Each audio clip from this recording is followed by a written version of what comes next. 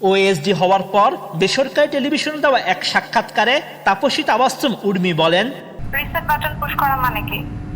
আমাদের মুক্তিযুদ্ধ হচ্ছে মীমাংসিত সত্য, আমাদের জাতির পিতা বঙ্গবন্ধু, এগুলো সবই মীমাংসিত সত্য। রিসেট বাটন পুশ করে সব অতীত মুছে ফেলা, এটা মানে কি? এটা তো তাহলে আমি তো মনে করি যে আসলে মুক্তিযুদ্ধের বিরোধী শক্তি আমাদের দেশে এখন গভর্নমেন্ট হিসেবে আছে।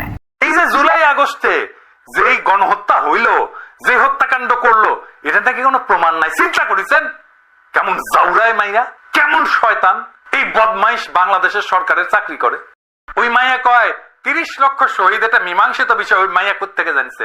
চেতনা বিক্রি, গণহত্যা, যেটা মানে আমি কোর্টেড বলতেছি, গণহত্যা যেটা বলা হচ্ছে জুলাই মাসে গণহত্যা, এগুলো সবই তদন্ত সাপেক্ষ, এগুলো তো মীমাংসিত সত্য না, এখন পর্যন্ত প্রুফ হয়নি তো।